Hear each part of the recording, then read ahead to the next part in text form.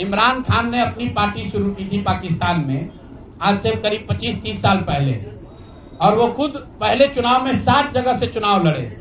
उनकी पार्टी तो हारी, वो 7 जगह से खुद भी हारे। तो मेरे चुनाव लड़ने नहीं लड़ने का वो एक टेक्निकल बात है, उस पर चर्चा हो सकती है। कुछ लोगों का ऐसा मानना हो सकता है कि मेरे लड़ने से फायदा होता, कुछ लोगों का ऐसा मानना है कि मेरे न लड़ने से फायदा है, वो अलग विषय है। मैं तो आपको पहले एक लाइन में स्वीकार कर रहा हूं कि 3 बरस में जन स्वराज ने जो भी प्रयास किया उसको बिहार की जनता ने स्वीकार नहीं किया। नहीं, ठीक है प्रशांत जी, एक सवाल है। आपने कहा था प्रशांत जी कि जनता से पूछकर हम टिकट देंगे। 1 मिनट, आप बिहार को समझ नहीं पाए। बिहार को मैं समझ नहीं पाया, बिल्कुल मान लेंगे, इसमें क्या दिक्कत है। प्रशांत जी आपने कहा आप मेरे सुनिए, ऐसा है कि मुझे बिहार की समझ कम है या नहीं है, ये कह देने मात्र से अगर आप बहुत खुश हो जा रहे हैं तो आप खुश हो जाइए कि हमको बिहार की समझ नहीं है।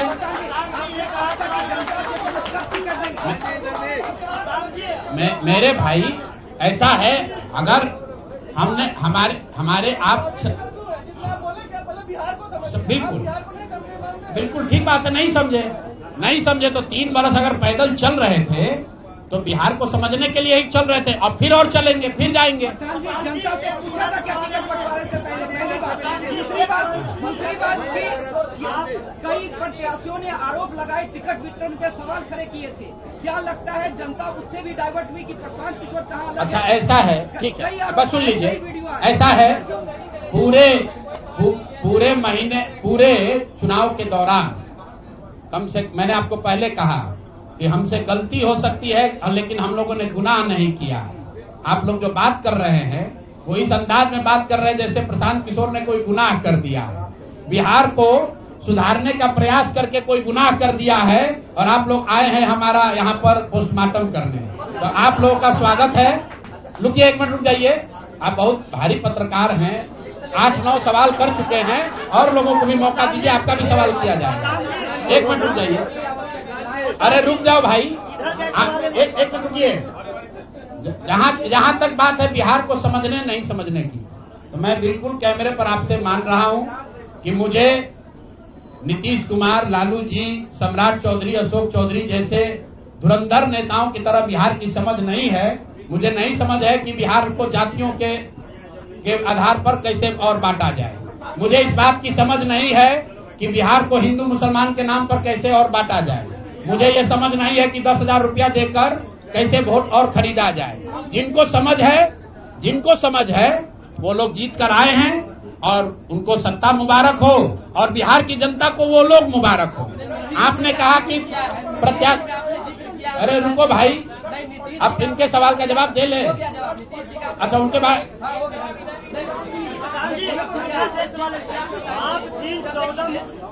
आप जिन 14 मुख्यमंत्री को बनाने की बात कर रहे थे, क्या आपको लगता है कि आपका उनमें अहम योगदान रहा है? कभी खास करके बिहार के कोई योगदान नहीं है। आप लोग जो हम लोग बोलते रहे हैं उसको जाकर देख लीजिए। आपने कहा कि उम्मीदवार गलत चुने हैं। यहाँ जितने लोग बैठे हुए हैं, हमारे बगल में केसी सिन्हा जी चुनाव लड़े हैं कुम्हरार से। ये तो हमको पैसा देकर टिकट नहीं खरीदे होंगे, और कुम्हरार की जनता ने केसी सिन्हा को हराकर किसी दूसरे को जिताया है। हमारे बगल में वाईबी गिरी जी बैठे हैं, मांझी से इनको हराकर जनता ने किसी दूसरे को जिताया है। तो मेरे भाई, मैं समझता हूं कि अगर केसी सिन्हा नहीं जीते तो उससे केसी सिन्हा के जीवन पर कोई फर्क नहीं पड़ेगा मेरे भाई, कुम्हरार की जनता के जीवन पर फर्क पड़ेगा। अगर आपने मांझी से वाईबी गिरी को हरा दिया तो वाईबी गिरी का कोर्ट का प्रैक्टिस नहीं बंद हो जाएगा, मांझी के लोगों की दिक्कत जो है वो बढ़ेगी। लेकिन फिर वही बात है, जनता मालिक है, वो वही चाहते हैं। अगर आप खिचड़ी खाना चाहते हैं तो आपको कोई पुलाव कैसे खिला देगा? आप खिचड़ी खाइए और आनंद लीजिए। आपको वोट नहीं दिया, जनता का दोष है। लोगों ने आपको वोट नहीं दिया, लोगों का दोष है।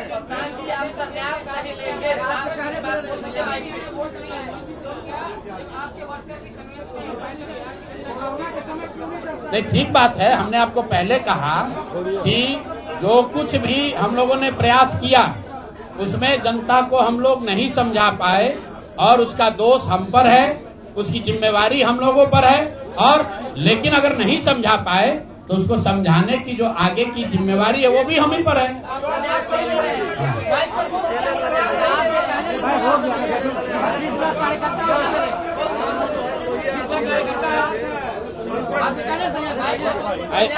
ऐसा है, आप भी बिहार के ही हैं और इतना भी नहीं उद्वेलित होइए, इतना भी मत उछलने लगिए कि जैसे हम लोग सब एकदम खत्म है।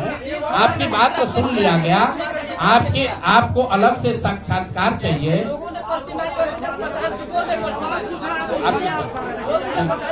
सवाल का सिलसिला बंद। चलिए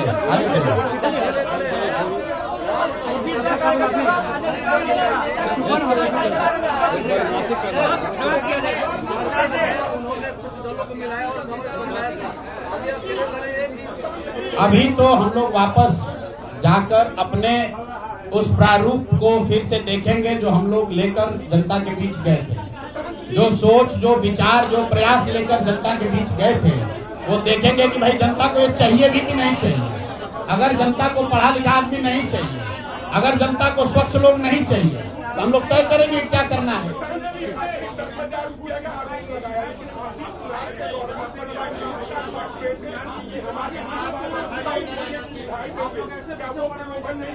प्रलोभ, देखिए, चुनाव के दौरान वादा करना एक बात है और किसी को रुपया दे देना दूसरी बात है।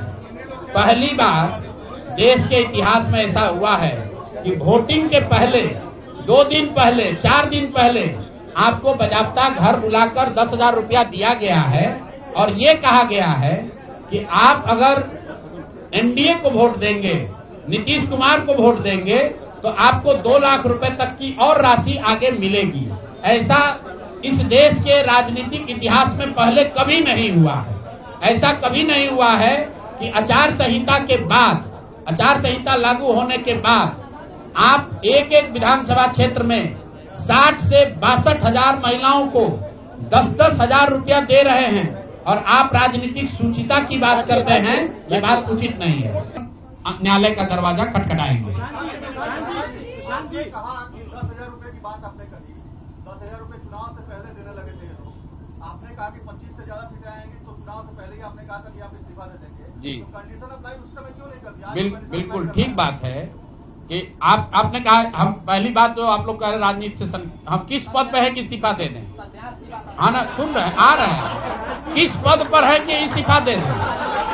आप एक मिनट, आपने सवाल, एक मिनट रुकिए, आपने सवाल किया है, जायज बात है। आपने कहा था कि 25 से ज्यादा आएगा तो आप संन्यास ले लेंगे। तो भैया किस पद पर हैं जिससे मैं इस्तीफा दे दूं? अगर किसी पद पर हैं, ये तो नहीं कहा था कि बिहार छोड़कर चले जाएंगे, बिहार में रहेंगे और राजनीति नहीं, बिल्कुल बिल्कुल, अरे भाई, हाँ बिल्कुल, एक मिनट, बिल्कुल राजनीति छोड़ देंगे। राजनीति छोड़े हुए हैं, हम तो राजनीति करते ही नहीं हैं। लेकिन ये नहीं कहा है ना कि बिहार के लोगों की बात कहना छोड़ देंगे, ये तो नहीं कहा है। हाँ नहीं, आपने, ऐसा है, हमने कहा कि अगर 25 से ज्यादा सीट आएगा तो राजनीति छोड़ देंगे, बिल्कुल बात पर कायम है। लेकिन ये तो नहीं कहा कि ये 30,000 करोड़ रुपया में वोट खरीदेंगे। अब आप कह रहे नहीं, वोट उन्होंने नहीं खरीदा है, तो हमने कहा अगर नहीं खरीदा है तो 2 लाख रुपया दे दीजिए, हम बिल्कुल छोड़ देंगे। एक मिनट रुकिए, अरे सुन तो लो, सरकार क्या विज्ञप्ति पढ़ लो जिस पर सरकार ने, हाँ बिल्कुल, नहीं, ऐसा है, बिल्कुल हम भी सभी की बात नहीं कर रहे हैं। सरकार ने 1.5 करोड़ लोगों को 10-10 हजार रुपया दिया है और पूरे देश में इस बात पर बहस छिड़ी हुई है कि क्या ये 10,000 रुपया वन टाइम देकर वोट खरीदा गया है कि किसी सरकारी योजना के तहत इस पैसा को दिया गया है। मैं ये कह रहा हूं कि मैं बिल्कुल ये मानने को तैयार हूं कि सरकार का ये एकाधिकार है, वो चाहे योजना शुरू कर सकती है। अंतिम महीने में ही किया, उसमें कोई दिक्कत नहीं है, हम उस बात पर नहीं पढ़ रहे। इलेक्शन कमीशन ने चुनाव के दौरान ये पैसा बांटने दिया, ये उनकी गलती है, उस पर भी हम टीका टिप्पणी नहीं कर रहे हैं। हम तो ये कह रहे हैं कि जिस योजना के तहत आप जीत कर आए हैं उस योजना को लागू कर दीजिए। हम लोग को बिहार में रहने की भी जरूरत नहीं है, बिहार ही छोड़ देंगे। राजनीति की क्या बात कर रहे हैं? आप कह रहे हैं कि 10,000 रुपए 40,000 करोड़ रुपए आप कह रहे हैं कि वोट खरीद लिया गया, इस वजह से वो जीत गए, आप हार गए। ना, हम नहीं हारे, हम हार नहीं, हम तो रेस में ही नहीं है, हम तो रेस में ही नहीं है। हम आपको ये बता रहे हैं कि जो बात नीतीश कुमार के जीतने की है, जीत और हार के बीच में एक ही बात है कि क्या नीतीश कुमार जी ने, उनकी सरकार ने ये हर विधानसभा में 60,000 वोट 10,000 रुपया देकर खरीदा है कि नहीं खरीदा है, इस पर बात है। और मैं ये एक मिनट रुकिए, चुनाव से पहले ही कहा है और चुनाव के पहले ही की बात हो रही है। और अरे आपकी क्या, आप क्या चाहते हैं कि हम कह दें कि हम राजनीति से संन्यास ले रहे हैं इसलिए आप आए हैं? मेरे भाई, अगर ऐसा है, हमने आपको आप भाई, आप लोग जितने लोग आए हैं, हमने बिल्कुल स्पष्ट आपको कहा कि नीतीश कुमार ने प्राइमा फेसी जो दिख रहा है कि सरकार ने 10,000 रुपया देकर वोट खरीदा है, लेकिन मेरे पास उसका कोई प्रमाण तो है नहीं। सरकार कह रही नहीं है तो सरकारी योजना के तहत दिए है। योजना की जो गजट ऑर्डर है वो देख लीजिए, उसमें लिखा क्या है कि 10,000 रुपया आपको स्वरोजगार के लिए महिलाओं को दिया जा रहा है और जरूरत के मुताबिक अगले 6 महीने में, उसमें लिखा है कि अगर आपकी योजना सरकार ठीक, को लगेगी कि ठीक है, वही बात। अरे आप, अरे भाई, हम हिंदी में लिखा है, उसको फिर से जारी कर देंगे, सब लोग पढ़ लेगा। सरकार ने ये नहीं कहा कि ये 10,000 वन टाइम पेमेंट है, उन्होंने कहा कि स्वरोजगार की योजना के तहत आपको 10,000 रुपया दिया जा रहा है और अगर एडवांस पैसा, एडवांस, एक मिनट रुकिए, और 2 लाख रुपया अगर आप स्वरोजगार में का काम करेंगे, अगर आप अपने पैर पर खड़े होने की योजना करेंगे तो 6 महीना में आपको 2 लाख रुपया और दिया जाएगा। ठीक बात है? तो अगर 1.5 करोड़ महिलाओं में 5 लाख 10 लाख महिलाओं को भी ये 2 लाख रुपए दे दे तो बिल्कुल इस बात पर हम कायम हैं कि हमको राजनीति नहीं, बिहार छोड़कर बाहर चले जाना चाहिए। बिल्कुल। अब 5 लाख 10 लाख की बात नहीं है भाई। एक मिनट रुकिए, आप लोग इतना वरिष्ठ पत्रकार हैं, इतना बात को पकड़े हुए हैं और हम लोग बात से हटने वाले लोग नहीं हैं। हम नीतीश कुमार नहीं हैं जो सदन में खड़ा होकर कहेगा कि मिट्टी में मिल जाएंगे, भाजपा में नहीं जाएंगे, और उसी भाजपा के साथ बैठ के उनको महान पुरुष आप बता रहे हैं। सुनिए, हम अपनी बात पर कायम हैं। हम कोई क्लॉज नहीं लगाएंगे। सुनिए, ऐसा है, अरे बिल्कुल कॉन्फिडेंस नहीं लिख के दिया है कि अगर आप लेकिन उसमें ये नहीं कहा था कि 10,000 रुपया में आप वोट खरीदिएगा। अगर हर विधानसभा में 10,000 रुपया नहीं दिया गया है तो आप बता दीजिए ये सत्य नहीं है। आप कह रहे हैं कि आप राजनीति छोड़ दीजिए, तो हम राजनीति के किस पद पर है जिसको छोड़ दें? आप बता दीजिए। सवाल ये है कि आपने कहा था 25 सीट आएगी तो हम राजनीति छोड़ेंगे। जी, आज आप एक क्लॉज लगा रहे हैं, तो ये क्या भरोसा है कि कल अगर बिल्कुल आप भरोसा मत कीजिए। हमने जो बात अपनी कहनी थी, हमने आपको बात कह दी। हम अभी इस बात पर, अपने आकलन पर कायम हैं कि 3 बरस की बिहार की गांव-गांव की यात्रा के बाद जो मुझे दिखा, जो समझ में आया, उसके हिसाब से नीतीश कुमार को 25 से ज्यादा सीट नहीं आना चाहिए था, सिवाय इसके कि उन्होंने हर विधानसभा में उनकी सरकार की ओर से 10,000। एक मिनट भैया, अरे आया है भाई, आया है लेकिन उसके वो खरीद के आया है कि नहीं वो अभी दिख जाएगा 6 महीना में। आज आप लगा रहे हैं, आज आप लगा रहे हैं। ठीक है, आगे कौन जानता था? बिल्कुल, ये हमने आपको अपने वक्तव्य में कहा कि हम लोग बिल्कुल असफल साबित हुए। हमने जो बात यहाँ बिहार के लोगों को बताई वो लोगों को समझ में नहीं आया है, लोगों को स्वीकार्य नहीं है, हम अपनी गलती मान रहे हैं। लेकिन जो मैंने आपको कहा कि वोट नहीं मिलना, सुनिए, वोट नहीं मिलना गुनाह नहीं है, वोट नहीं मिलना क्राइम नहीं है।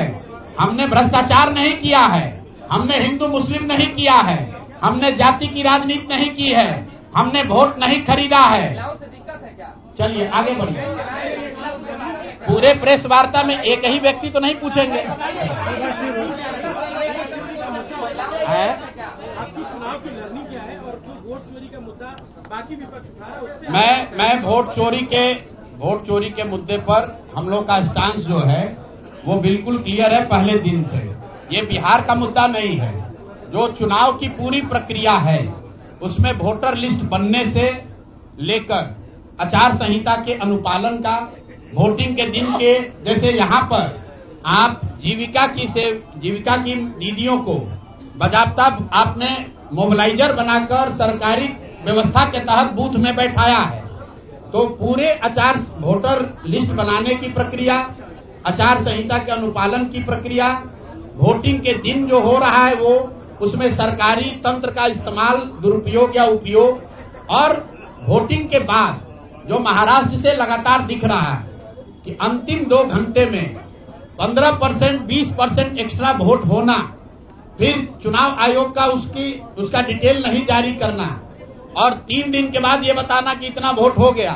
ये बड़े मुद्दे हैं। हम लोग बहुत छोटी पार्टी हैं, हम लोग को तो इतना नहीं ताकत है, लेकिन आपके माध्यम से मैं ये जरूर देश के विपक्ष को ये कहना चाहूंगा कि इस पर गंभीरता से बात करने की, और इसको जरूरत पड़े तो सुप्रीम कोर्ट में ले जाने की जरूरत है कि आज की तारीख में, आज की स्थिति में जो आचार संहिता पहले से बना हुआ है वो कितना कारगर है या नहीं कारगर है।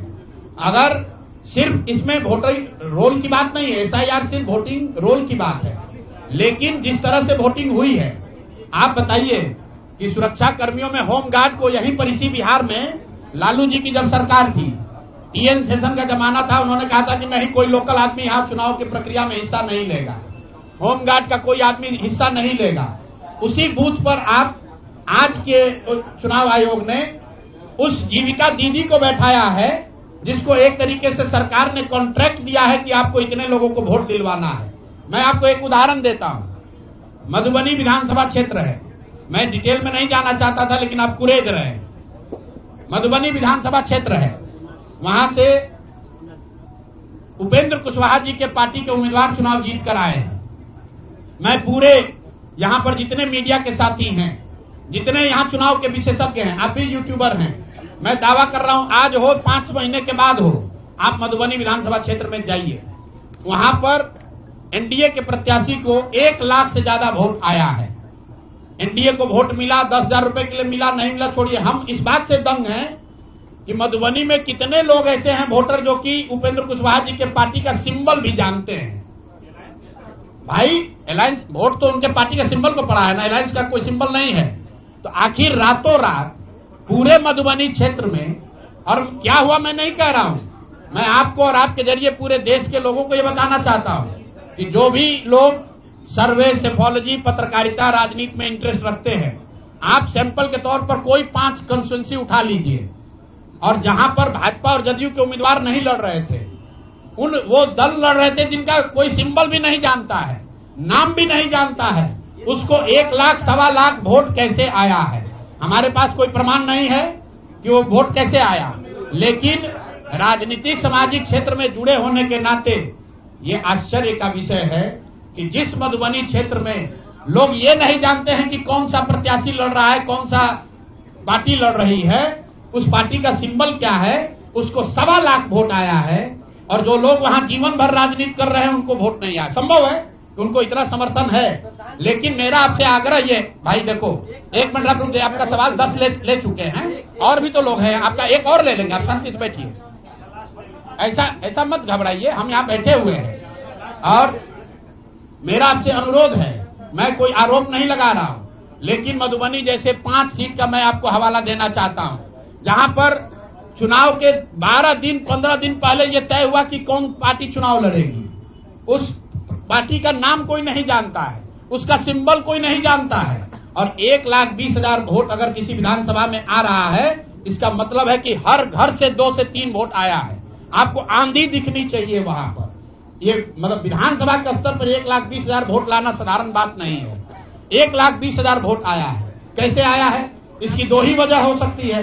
या तो जो 60,000 लोगों को आपने 10,000 रुपया दिया और उन लोगों ने ये जिम्मेवारी ली कि भाई 10,000 रुपया हमको मिला है, मैं और अपने घर के लोगों को वोट मैं दिलवाऊंगा या दिलवाऊंगी, या फिर कोई ऐसी बात है, अदृश्य शक्ति है जो हम लोग को हमारे समझ से बाहर है कि भाई कैसे ये संभव है।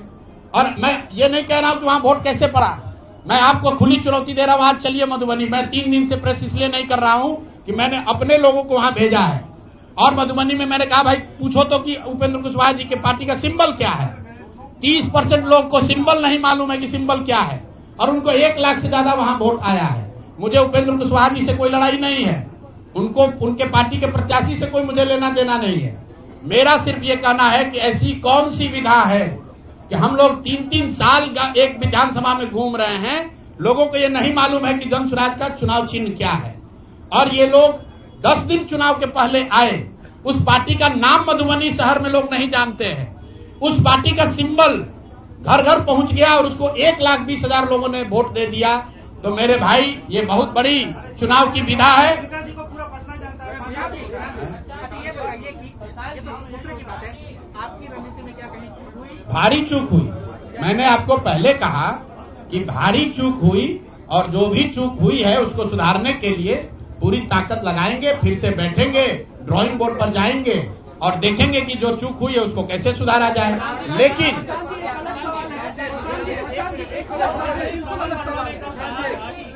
सवाल ये है नहीं, जो टोटल पैसा सरकार ने अनाउंस किया है सितंबर अक्टूबर में, अगस्त और सितंबर को अगर आप जोड़ लेंगे तो कुल 18 योजनाओं की सरकार ने घोषणा की है। उसमें कोई गलती नहीं है। चुनाव के समय जो सत्तारूढ़ पार्टी होती है वो नए योजनाओं की घोषणा वो करते ही हैं। कुल जो सरकार ने घोषणा की यहाँ फ्री इलेक्ट्रिसिटी से लेके युवाओं को बेरोजगारी भत्ता, 10,000 रोजगार के लिए, ये सारी बातें ठीक है। इसका टोटल बजट हुआ 40,000 करोड़। 40,000 करोड़ में से 29,000 करोड़ रुपए की योजना सरकार ने रोल आउट की। 11,000 करोड़ को तो शुरू ही नहीं किया। और इस 29,000 करोड़ में से जो सबसे बड़ी योजना है वो है स्वरोजगार की योजना, जिसमें हर विधानसभा क्षेत्र में 60 से 62,000 परिवारों में एक एक महिला को 10,000 रुपया दिया गया। और ये कहा गया, सिर्फ 10,000 रुपये पर लोगों ने वोट नहीं दिया गया, लोगों को ये कहा गया कि अगर आप वोट देते हैं तो आपको आने वाले समय में 2 लाख रुपए तक की राशि स्वरोजगार के लिए मिलेगी।